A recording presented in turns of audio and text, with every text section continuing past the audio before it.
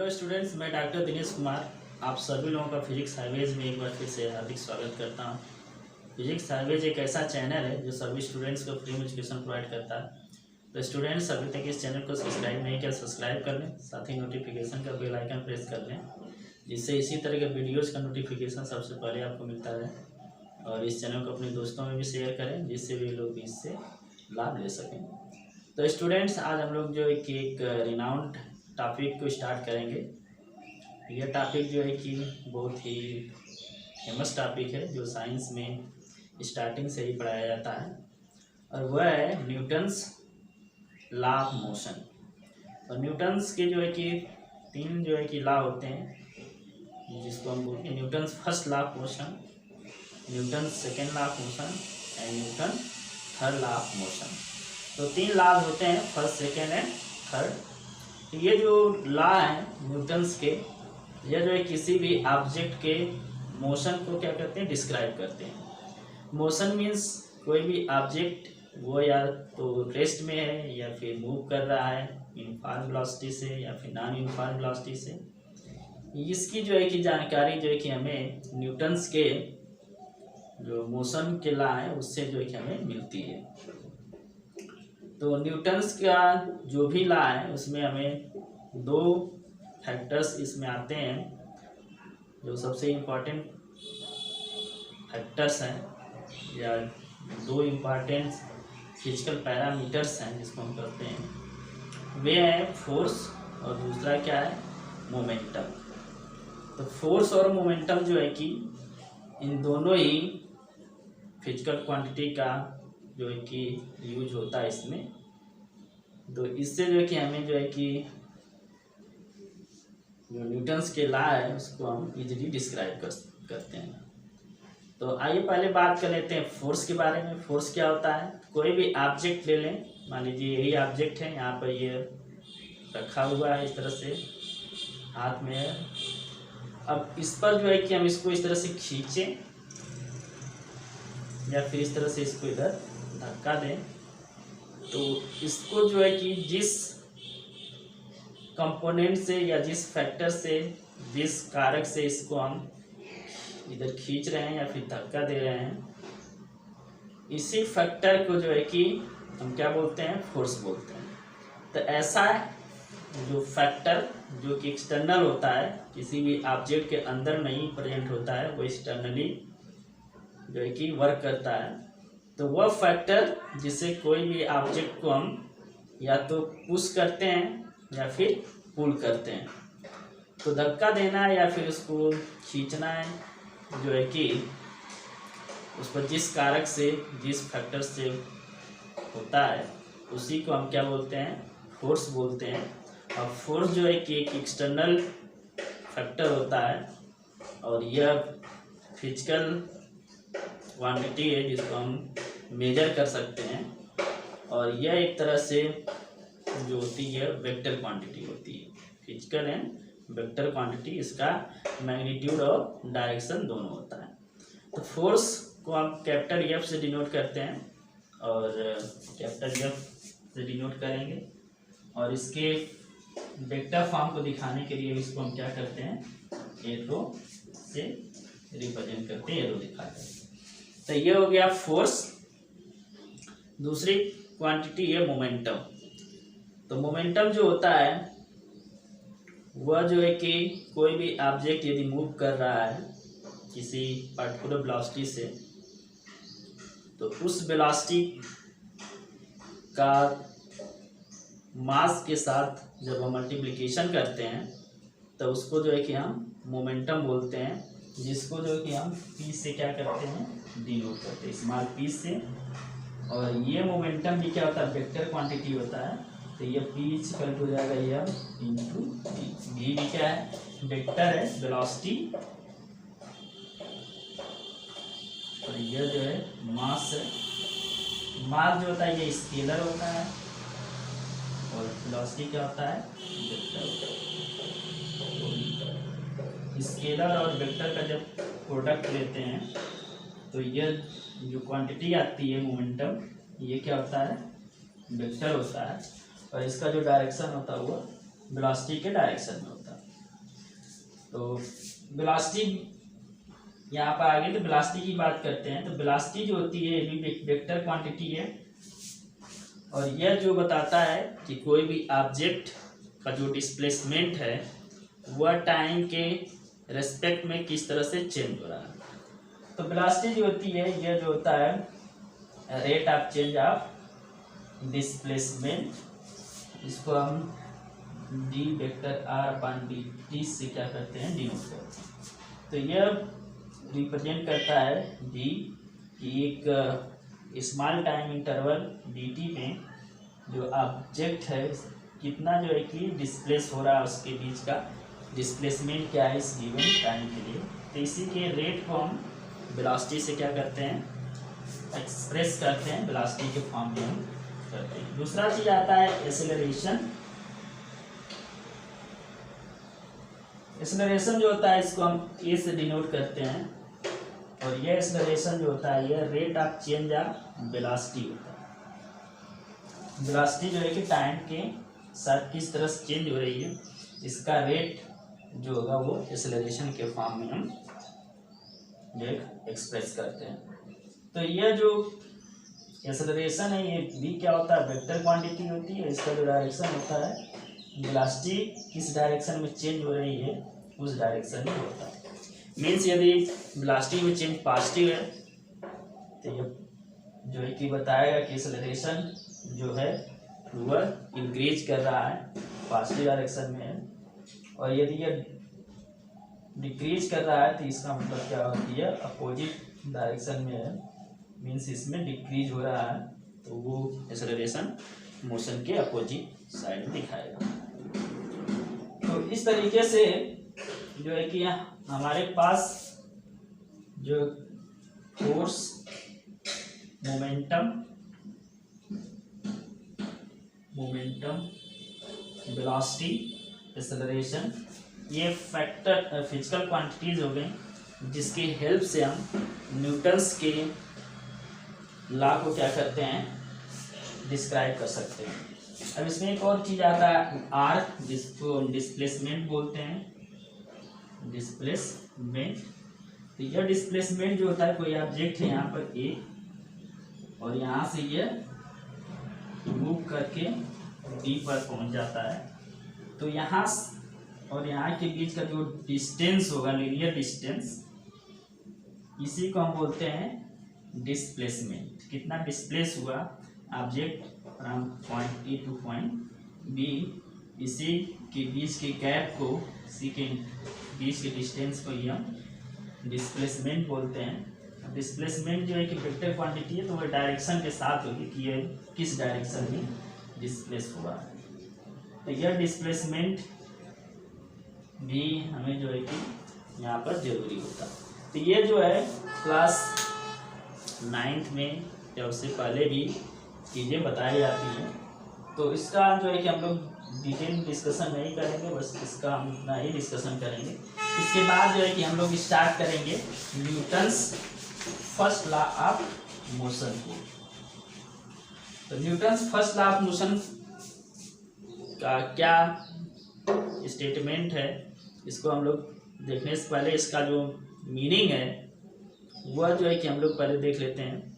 तो Newton's first law जो है, इसके अकॉर्डिंग कोई भी ऑब्जेक्ट यदि रेस्ट में है, मीन्स वो स्टेशनरी स्टेट में है, मूव नहीं कर रहा है, तो वह ऑब्जेक्ट जो है कि स्टेशनरी स्टेट में ही रहेगा जब तक कि इस पर कोई अनबैलेंस्ड फोर्स वर्क ना करे। मीन्स इसको जो है कि यह यहाँ पर है, स्टेबल है, इसका झुका हुआ है, जो भी इसका मास है, इसके नीचे जो है कि ग्रेविटेशनल फोर्स लग रहा है, इसकी बाद में हम बात करेंगे।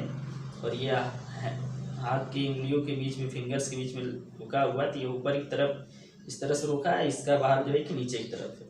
लेकिन जब ये स्टेशनरी स्टेट में तो दोनों बैलेंस है, तो बैलेंस स्टेट में जब होगा तो यह जो है कि स्टेशनरी स्टेट में होगा।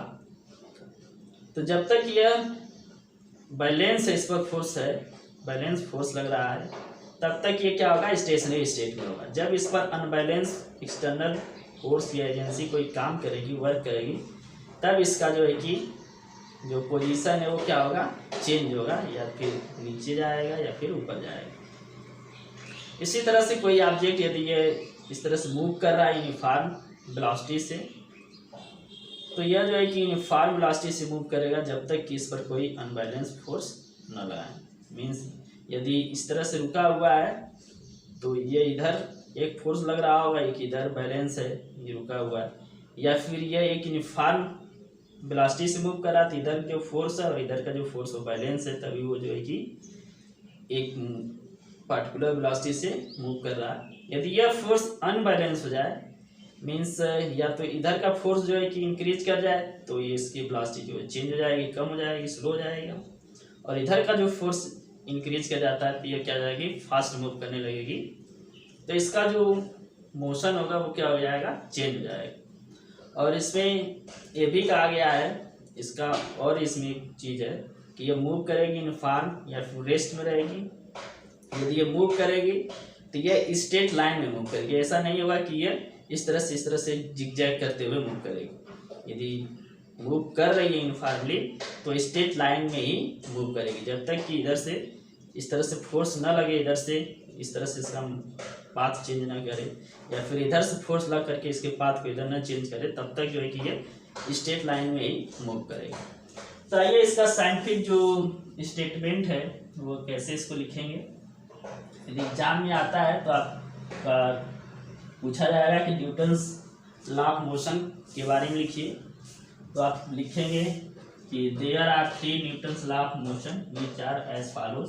फर्स्ट लिखेंगे Newton's first law of motion, heading लेकर के इसमें इसका स्टेटमेंट होगा every body continues to be in its state of rest or of uniform motion in a straight line unless acted upon by an external unbalanced force।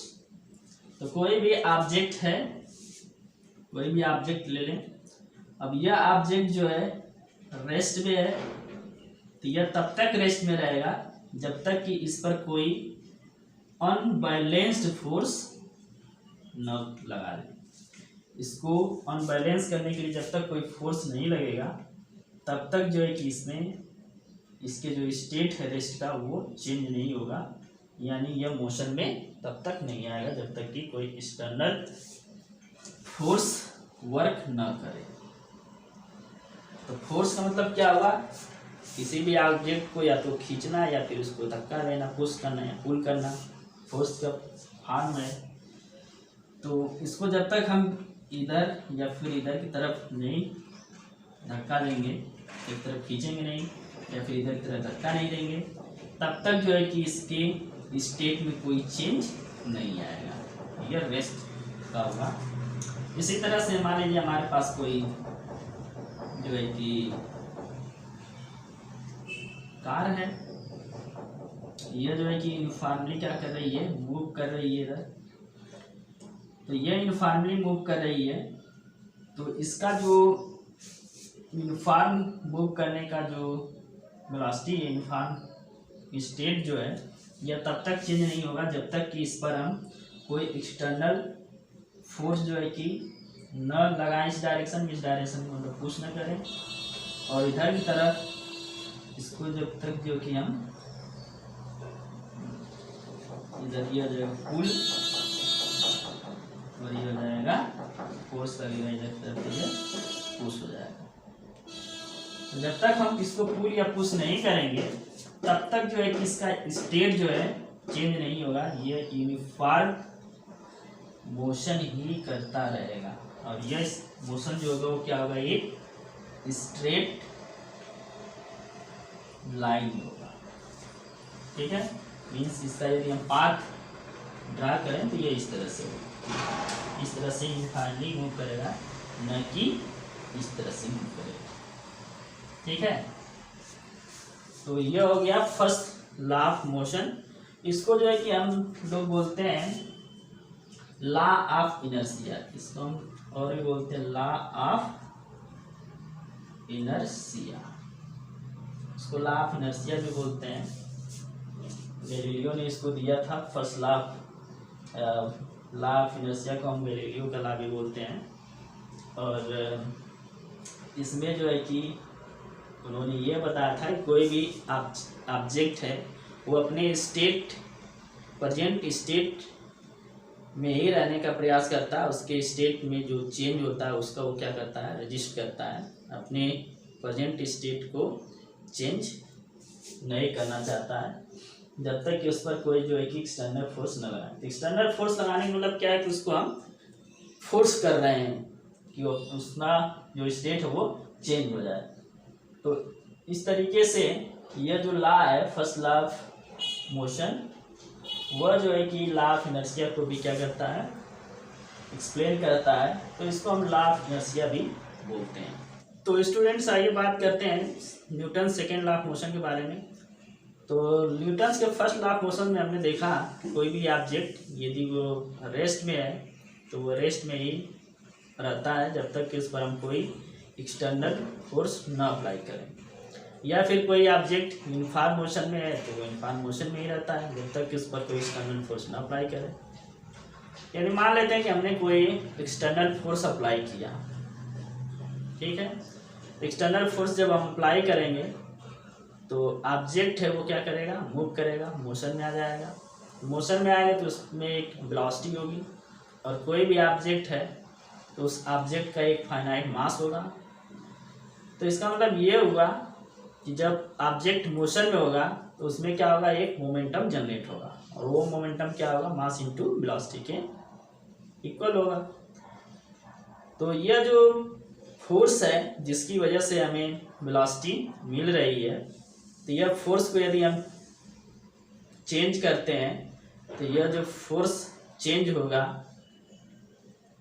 Means force जब हम apply कर रहे हैं, पहले बैलेंस फोर्स था, stationery state में था, लेकिन जब उसमें हमने फोर्स लगाया तो क्या हो गया, अनबैलेंस हो गया, मूव करने लगा। वेलोसिटी जो थी इनिशियली 0 थी और फिर एक फाइनाइट वेलोसिटी मिल गई। तो स्टार्टिंग में मोमेंटम जब होगा, जब रेस्ट में होगा, वेलोसिटी 0 होने की वजह से मोमेंटम क्या होगा, 0 होगा, और मूव करने लगा तो ये मोमेंटम आ जाएगा। तो इस तरीके से हम देखेंगे कि मोमेंटम क्या हो रहा है, चेंज हो जा रहा है। मोमेंटम चेंज हो गया फोर्स लगाने से। अब मान लीजिए यूनिफॉर्मली क्या कर रहा है, मूव कर रहा है, तो यह यूनिफॉर्म मोशन जो है उसको नॉन यूनिफॉर्म करना है तो हमें क्या करना होगा, फोर्स लगाना पड़ेगा, या तो पुश करके या फिर पुल करके। पुश या पुल करके जब हम फोर्स लगाएंगे तब भी जो है कि उसकी वेलोसिटी क्या होगी, चेंज होगी। तो वेलोसिटी चेंज होने से इसका मोमेंटम क्या होगा, चेंज होगा। तो यहाँ पर मोमेंटम चेंज हो रहा है फोर्स के अप्लाई करने पर। तो यह जो सेकेंड लॉ है इसमें यह बताया जाता है कि जो हमारा मोमेंटम चेंज हो रहा है वो फोर्स से किस तरह से रिलेटेड है। तो इसी के बारे में जो है कि न्यूटन्स का जो सेकेंड लॉ है मोशन का, वो जो है कि डिस्क्राइब करता है। आइए देखते हैं क्या करता है। According to Newton second law of motion, the rate of change of linear momentum, जिसको हम पी से डिनोट करते हैं, small p, is proportional to the impressed force. तो कोई भी ऑब्जेक्ट है या ये तो रेस्ट में है या फिर जो है कि यूनिफॉर्म मोशन कर रहा है, इस डायरेक्शन में मूव कर रहा है, या रेस्ट में है, यूनिफॉर्म मोशन, तो इसमें जो मोमेंटम चेंज होगा, लीनियर मोमेंटम, पी को लीनियर मोमेंटम कहते हैं, जो कि मास इनटू वेलोसिटी के इक्वल होता है, ठीक है। तो यह जो चेंज है, rate of change in linear momentum, जिसको हम dp अपन dt लिख देंगे, ये रेट हो गया चेंज का। और ये क्या होता है, proportional to the impressed force. इस पर फोर्स जो लगाएंगे, ये तो यूनिफॉर्म मोशन इधर कर रहा है, इसका फोर्स लगाएं जिससे कि इसकी वेलोसिटी चेंज हो गई, या फिर यहाँ फोर्स लगाएं जिससे इसका स्टेट जो है रेस्ट का वो क्या हो गया, चेंज होकर के मोशन में आ गया। तो यह जो फोर्स है, ये इसका जो मोमेंटम चेंज है, ये दोनों क्या होते हैं, प्रोपोर्शनल होते हैं। The rate of change of momentum is proportional to the impressed force and takes place in the direction of the applied force. तो इसका जो चेंज आता है मोमेंटम में चेंज, वह फोर्स के ही डायरेक्शन में होता है। मीन्स यदि हम फोर्स इस डायरेक्शन में लगा रहे हैं तो मोमेंटम में जो चेंज होगा वो इसी डायरेक्शन में होगा। ये फोर्स है और ये मोमेंटम में चेंज है तो इसी डायरेक्शन में होगा। तो जब दोनों का डायरेक्शन सेम होगा तो इसकी जो वैल्यू आएगी वो क्या आएगी, पॉजिटिव आएगी। तो पॉजिटिव का मतलब क्या होगा, मोमेंटम यहाँ पर इंक्रीज करेगा। फोर्स के डायरेक्शन में, यदि मोशन के डायरेक्शन में फोर्स लग रहा है तो यह जो मोमेंटम में चेंज होगा वो क्या होगा, पॉजिटिव होगा। और यह कहेंगे कि यह दोनों एक ही डायरेक्शन, मीन्स यह मूव कर रहे हैं फाइनली और इसका मोशन का डायरेक्शन यही है और इस पर फोर्स भी हम लगा रहे हैं यही। तो इसमें जो डेल्टा पी का जो डायरेक्शन होगा या डी पी का जो डायरेक्शन होगा फोर्स के डायरेक्शन में होगा। इसका मतलब यह क्या होगा, डेल्टा या डी पी की जो वैल्यू होगी वो क्या होगी, पॉजिटिव होगी।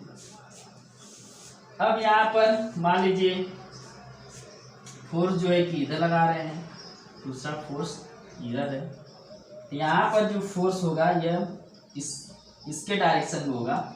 यहाँ पर फोर्स जो है कि जो वेलोसिटी का डायरेक्शन है उसके क्या है, अपोजिट है। यहाँ पर जो dp होगा वो भी क्या होगा, इसी डायरेक्शन में होगा। इस डायरेक्शन में होने का मतलब क्या है कि इसके जो मोशन का डायरेक्शन उसके अपोजिट है तो ये क्या होगा, निगेटिव आएगा। तो इसका मतलब ये है कि यहाँ पर मोमेंटम क्या होगा, डिक्रीज करेगा और इस डायरेक्शन में यदि मूव कर रहा होगा तो मोमेंटम क्या होगा, इंक्रीज करेगा। तो मोमेंटम इंक्रीज करने का मतलब क्या है कि इसका जो वेलोसिटी वो इंक्रीज करेगी और यहाँ पर वेलोसिटी क्या होगी, डिक्रीज करेगी। तो इस तरीके से हम जो है कि यहाँ पर देख सकते हैं कि फोर्स और मोमेंटम में चेंज का जो डायरेक्शन है वो सेम है। आइए फर्दर देखते हैं यहाँ से कि dp/dt जो है ये क्या है, प्रोपोर्शनल टू f है। अब यहाँ से हम क्या कर सकते हैं, इसको अपोजिट भी लिख सकते हैं, ऐसा भी लिख सकते हैं कि f is proportional to dp/dt। यह प्रोपोर्शनलिटी है, मीन्स ये इक्वल होगा दोनों। यहाँ पर कोई फैक्टर्स इन्वॉल्व होगा जिसकी जो है कि जो इक्वेट करेगा इन दोनों क्वांटिटीज को। तो इक्वेट का मतलब यहाँ पर एक फैक्टर्स जो हिडन फैक्टर है वो हो जाएगा, यहाँ पर एक कांस्टेंट फैक्टर होगा जिसको हम k से डिनोट कर सकते हैं। ये हो जाएगा f = k dp/dt। तो यहाँ पर ये जो एक्सपेरिमेंटली ऐसा देखा गया है कि k की जो वैल्यू आती है वो 1 आती है, या कन्वेंशनली k की वैल्यू को हम क्या करते हैं, 1 रखते हैं। तो ये f = हो जाएगा dp/dt। तो यहाँ पर हम देख सकते हैं फर्दर, इसको हम इस तरह से लिख सकते हैं। और p जो होता है मोमेंटम है, इसको हम क्या लिख सकते हैं, m × v लिख सकते हैं। m जो है कि मास है, जो कि मोशन के दौरान जो चेंज नहीं होता है ड्यूरिंग मोशन। यहाँ पर यदि हम नॉन रिलेटिविस्टिक मोशन की बात करें तो मास क्या होगा, चेंज नहीं होगा। तो इसको हम बाहर लिख सकते हैं और इसको लिख सकते हैं dt/dt।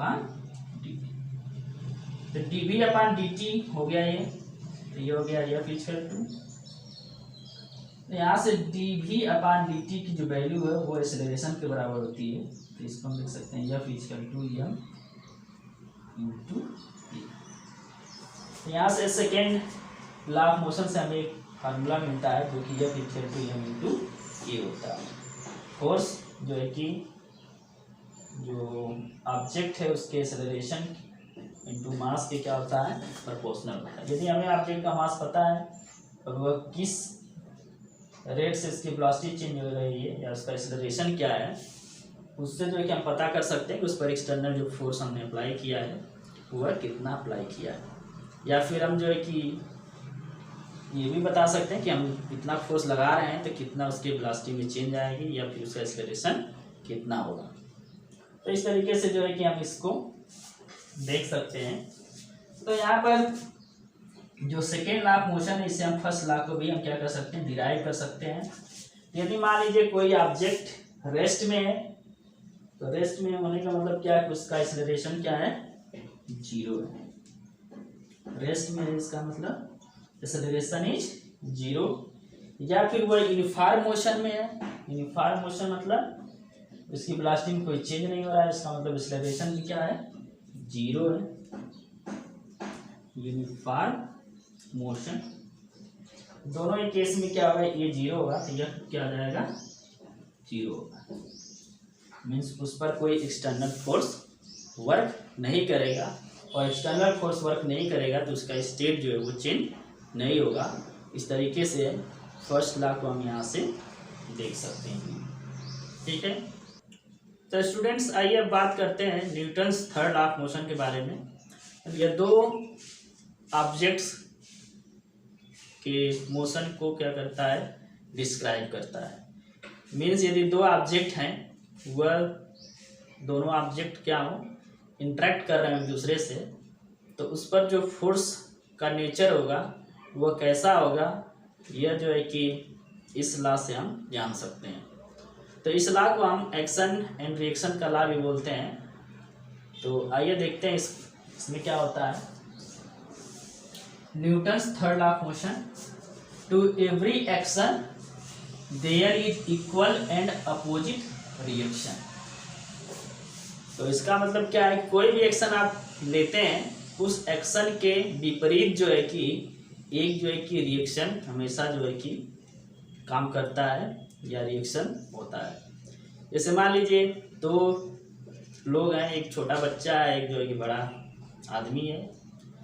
तो बड़ा आदमी जो है कि यदि छोटे बच्चे को एक थप्पड़ मारता है, तो छोटा जो लड़का होगा वो उसको जो है कि मार नहीं सकेगा, तो क्या करेगा, उसको गाली देगा। ठीक है, तो इसने क्या किया, मारा, यह एक्शन हुआ, और इसने जो उसके बाद जो गाली दी वो उसका क्या हो गया, रिएक्शन हो गया। या फिर दो इक्वल एज के या इक्वल स्ट्रेंथ के व्यक्ति हैं, दो बहुत गुस्से वाले व्यक्ति हैं। पहला व्यक्ति यदि दूसरे व्यक्ति को एक चाटा मारता है, तो जो दूसरा वाला व्यक्ति है वो भी एक चाटा जो है कि पहले वाले व्यक्ति को मारता है। तो एक जो पहला व्यक्ति दूसरे को मारा वो एक्शन हो गया, जब दूसरा व्यक्ति पहले को मारा तो वो क्या हो गया, उसका रिएक्शन हो गया। तो इसी तरह से कोई भी ऑब्जेक्ट, दो ऑब्जेक्ट लेते हैं, मान लीजिए ये एक ऑब्जेक्ट और एक ये ऑब्जेक्ट है, यह दोनों ऑब्जेक्ट क्या करते हैं, इंटरेक्ट करते हैं, एक दूसरे से क्लोज में आते हैं। तो ये इंटरेक्शन जो है कि एक डायरेक्ट इंटरेक्शन हो सकता है या फिर इनडायरेक्ट हो सकता है, या फिर जिसको हम दूसरे लैंग्वेज में कह सकते हैं कि कांटेक्ट दोनों हो रहे हैं ऑब्जेक्ट, तब हो सकता है, या फिर बिना कांटेक्ट के भी इसमें क्या हो सकता है, इंटरेक्शन हो सकता है। तो इस पर जो फोर्स लगेगा, मान लीजिए हमारे पास दो ऑब्जेक्ट है, एक यह है और एक यह है। ये ऑब्जेक्ट फर्स्ट हो गया, ये ऑब्जेक्ट सेकेंड हो गया। यह दो ऑब्जेक्ट हैं, तो इसका मास होगा कुछ m1 और इसका मास क्या होगा, m2।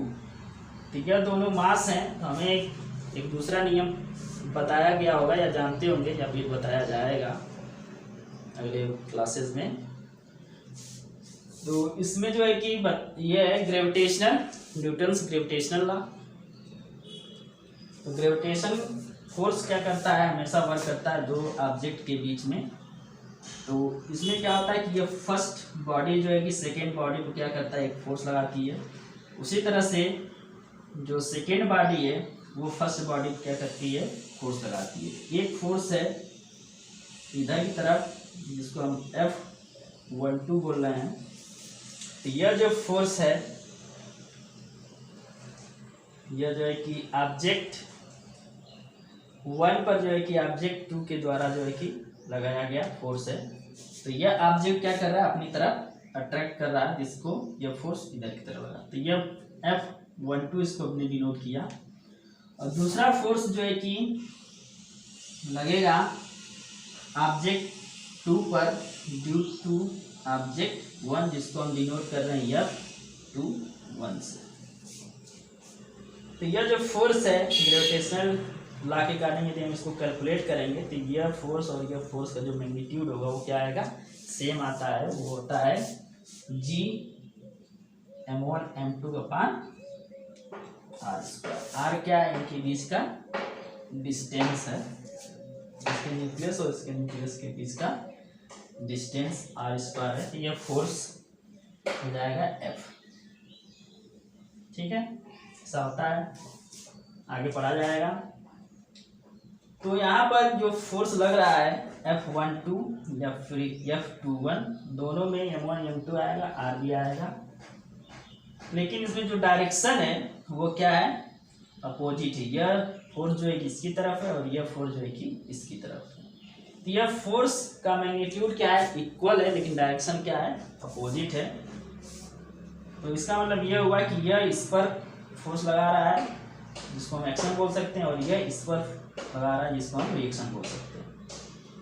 तो इस तरीके से ये जो फोर्स होंगे दोनों F12 और F21, इन दोनों क्या होंगे, मैग्नीट्यूड में इक्वल होंगे, लेकिन जब हम इस पर एरो लगा के डायरेक्शन दिखा देंगे तो यह माइनस साइन हो जाएगा। तो ये हो जाएगा, यदि हमारे पास कोई भी फोर्स है F12 और F21, forces exerted on each other, एक दूसरे पर फोर्स लग रहे हैं by two interacting bodies, दो इंटरेक्टिंग बॉडीज हैं रेस्पेक्टिवली। पहले पर जो है कि दूसरे द्वारा फोर्स लग रहा है, दूसरे पर पहले के द्वारा लग रहा है, इस पर इसके द्वारा, तो इस पर इसके द्वारा। इस केस में जो है कि F12 = -F21 होगा, ये होता है। तो यहाँ पर एक बात और आती है, लोग बोलते हैं कि बोल सकते हैं first force F12 is action and second force F21 is reaction, ऐसा हो सकता है। तो इसको जो है कि एक को हम एक्शन बोलेंगे, दूसरे क्या बोलेंगे, रिएक्शन बोलेंगे। तो ऐसा नहीं है कि यह पहला जो फोर्स है वह हमेशा जो है कि एक्शन ही होगा और ये क्या होगा, रिएक्शन होगा, ऐसा नहीं है। यह दोनों फोर्स क्या है, एक साथ वर्क करते हैं, ये दोनों सिमिल्टेनियसली वर्क करते हैं। तो यह नहीं डिस्टिंग्विश किया जा सकता है कि जो फर्स्ट फोर्स है वो पहले वर्क कर रहा है, या जो सेकंड वाला है जो वो जो है कि पहले कर रहा है, या फिर वाइस वर्सा, फर्स्ट वाला बाद में कर रहा है या फिर सेकंड वाला बाद में कर रहा है। यह हम डिस्टिंग्विश नहीं कर सकते हैं, दोनों एक साथ फोर्स वर्क करते हैं। तो इसलिए यदि हम फर्स्ट को एक्शन कर रहे हैं तो दूसरे को क्या कहेंगे, रिएक्शन कहेंगे, या फिर सेकेंड को हम एक्शन कर रहे हैं तो जो फर्स्ट फोर्स होगा, फर्स्ट बॉडी में जो फोर्स होगा उसको हम क्या बोलेंगे, रिएक्शन बोलेंगे। फर्स्ट बॉडी का फोर्स एक्शन तो सेकेंड बॉडी का रिएक्शन, यदि सेकेंड का एक्शन तो फर्स्ट का क्या हो जाएगा, रिएक्शन हो जाएगा। तो इस तरीके से जो है कि एक्शन रिएक्शन का फोर्स लॉ या फिर न्यूटन थर्ड लॉ को हम क्या करते हैं, एक्सप्लेन करते हैं। तो स्टूडेंट्स, हम लोगों ने न्यूटन्स के तीनों लॉ का जो है कि डिटेल स्टडी किया, जिसमें हम लोगों ने फर्स्ट लॉ को पढ़ा, जिसमें हम लोगों ने देखा कोई भी ऑब्जेक्ट है वह रेस्ट में है या फिर यूनिफॉर्म मोशन में है तो उसका स्टेट जो है कि चेंज नहीं होता है जब तक कि कोई एक्सटर्नल फोर्स अप्लाई न किया जाए। तो यदि हमें कोई रेस्ट में ऑब्जेक्ट है उसको यदि हमें मोशन में लाना है, मोशन में आ जाए, तो उसके लिए हमें क्या करना होगा, एक एक्सटर्नल फोर्स लगाना पड़ेगा। और इसी तरह से कोई यूनिफॉर्म मोशन से यूनिफॉर्म वेलोसिटी से मूव कर रहा है ऑब्जेक्ट, तो उसके वेलोसिटी में चेंज करने के लिए हमें क्या करना होगा, एक्सटर्नल फोर्स अप्लाई करना पड़ता है। तो यह जो एक्सटर्नल फोर्स होता है जिससे जो है कि ऑब्जेक्ट का जो प्रेजेंट स्टेट है वो चेंज हो जाता है, उसको जो है कि हम सेकेंड न्यूटन्स के सेकेंड लॉ ऑफ मोशन से क्या करते हैं, डिस्क्राइब करते हैं, जिसमें जो है कि लीनियर मोमेंटम का जो चेंज होने का रेट है वह जो है कि इम्प्रेस्ड फोर्स की क्या होता है, प्रोपोर्शनल होता है। जहाँ से हमें मिलता है F = m/a, यहाँ से हम फोर्स को क्या कर सकते हैं, जो ऑब्जेक्ट है उसके एक्सेलरेशन से और उसके मास के हेल्प से हम क्या कर सकते हैं, फाइंड आउट कर सकते हैं कितना यहाँ पर फोर्स लगा है तो इतना एक्सेलरेशन चेंज हुआ। और थर्ड लॉ जो है कि हम लोग जब दो ऑब्जेक्ट इंटरेक्ट करते हैं उनके बीच में जो फोर्स वर्क करता है उसको जो है कि हम फाइंड आउट कर सकते हैं कि वो जो होगा उसका नेचर क्या होगा। तो इसमें हम लोग देखते हैं कि जो दो ऑब्जेक्ट इंटरेक्ट कर रहे हैं म्यूचुअल जो फोर्स होगा इनके बीच का वह इक्वल होता है और डायरेक्शन में क्या होता है अपोजिट होता है। और ये दोनों फोर्स एक साथ वर्क करते हैं, सिमिल्टेनियसली जो एक्ट करते हैं। तो इसमें एक फोर्स एक्शन हो जाता है, दूसरा क्या हो जाता है रिएक्शन हो जाता है।